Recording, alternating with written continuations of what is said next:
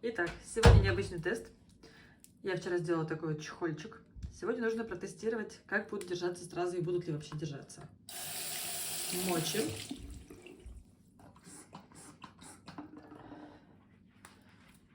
Наношу пенку.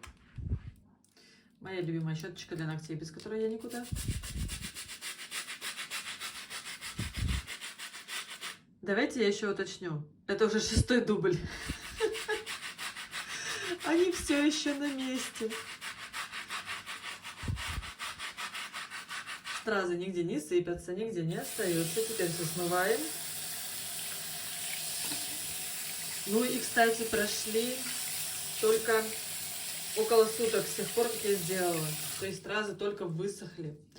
По идее, если бы клей плохо держался, оно бы уже съезжало, отставало. Все на месте.